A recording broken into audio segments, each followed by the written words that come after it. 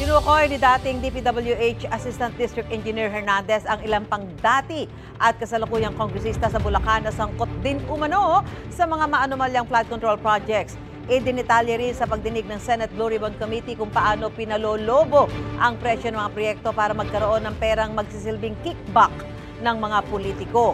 May unang balita si Sandra Aguinaldo. Karamihan ng mga proyekto ng gobyerno dumaraan sa bidding para mabusisi at matukoy kung kanino ito mapupunta. Pero sa bidding pa lang daw, may nagaganap ng dayaan ayon sa kontratistang si Pacifico Curly Discaya II nang muli siyang humarap kasama ang asawang si Sarah sa pagdinig ng Senate Blue Ribbon Committee. Kung mapapansin ng mga mambabatas, makikita na halos dikit-dikit lamang ang presyo ng mga bid amount ng mga sumasali sa rig bidding at peking bidding na ito. Alam na ng mga contractors kung sino ang nakatagdang manalo. Maaring nabili na nila ang proyekto mula sa congressman at iniintay na lang na lumabas ang resulta ng bidding na isinasagawa. Ang nananalo sa bidding-biddingan na ito ay ang mga may kapit sa mga matataas na opisyal. Sakaling may bigla raw magbaba ng bid para manalo bilang lowest calculated bid, ginagawan raw ng paraan ng Bids and Awards Committee o BAC para matalo ito, gaya ng pagdedeklarang hindi ito nakasunod sa requirement. Isa sa mga proseso ay ang pagpupunit sa dokumento o pagsulat sa mga pahina ng bidding documents upang madeklara itong non-compliant at tuluyan ng hindi makonsidera sa proyekto. Binibigyan naman daw ng kontratista ng tinatawag na obligasyon o parte ang mga sangkot na kawani ng gobyerno at iba pang nakibahagi rito. Base sa aking mga naging obserbasyon, nakadepende sa nakaupong presidente ang porsyento. Noong panahon po ni, okay lang po Your Honor, noong panahon po ni former President Pinoy ay umaabot po ng 10%. At sa panahon po naman po ni President Duterte po ay umaabot naman po ng 12 to 15%. Subalit ngayong panahon po ng mahal na presidente ay umaabot na sa 25 to 30% ang total ng porsyento ng proyekto ang hinihingi ng mga congressman gamit ang kanilang mga tao o tinatawag na bagman. At ito ang pinakamataas na hinihingi sa lahat ng mga contractor.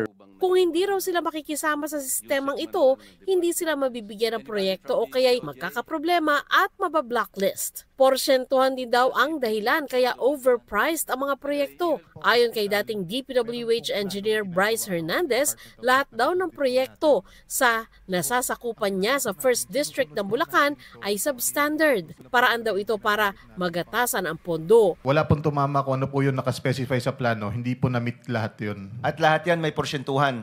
Lahat po, Your Honor. Meron ba kayong proyekto na walang porsyentuhan? Na maayos, na matino? Meron ba? Wala po, Your Honor. Hindi ko po masabi yung sa ibang lugar, Your Honor. Ang sinasabi ko po yung sa nasasakupan po namin, wala po talaga, Your Honor. Hindi afterthought ito Alam mo ito habang nangyayari at the time. Opo, may instruction po lahat to. We're investigating flood control. Ngayon inaamin lahat ng proyekto, pati classroom, pati hospital, pati tulay, pati kalsada, lahat substandard. No? That's what you're saying, Bryce, no? Yes po, Your Honor. Maisama ko lang po, yung mga street lights po namin, overpriced po lahat yun. Gumagamit daw sila ng materyales na mababa ang kalidad. Binabawasan din daw nila minsan ang haba ng proyekto.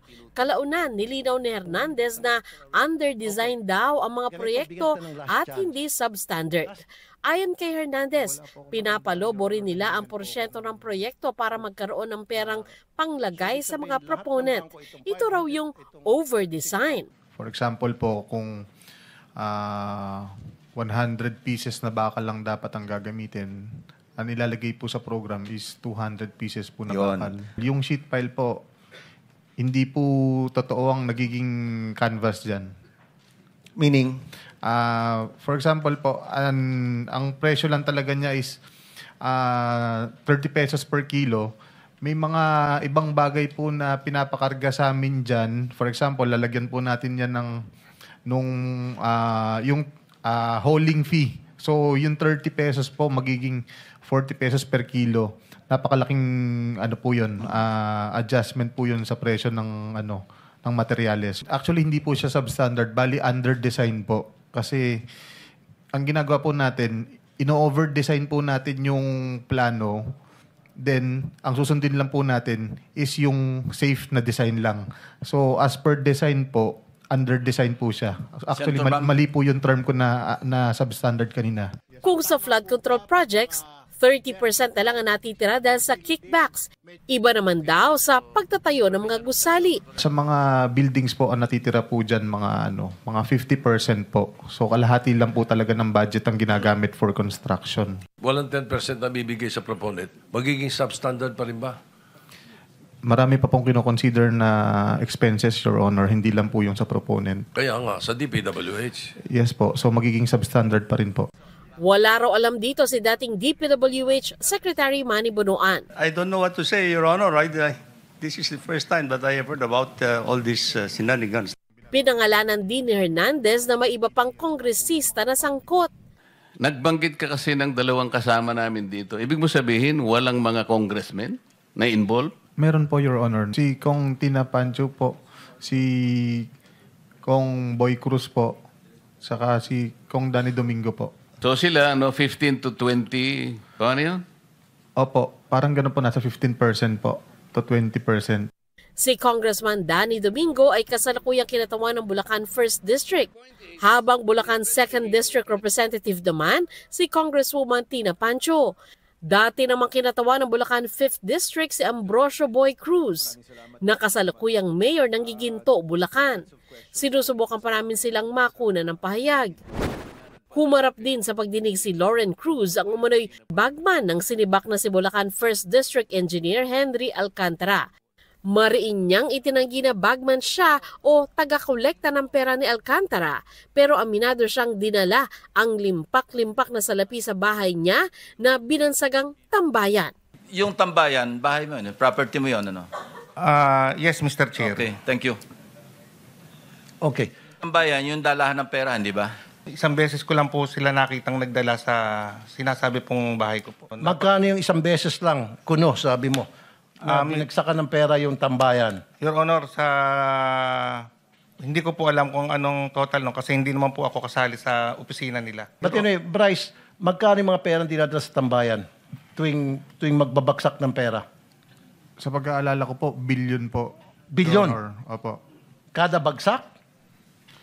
Opo, basta marami po siyang pera, hindi po bababa sa 100 milyon, Your Honor. Ito ang unang balita. Sandra Aguinaldo para sa GMA Integrated News. Gusto mo bang mauna sa mga balita?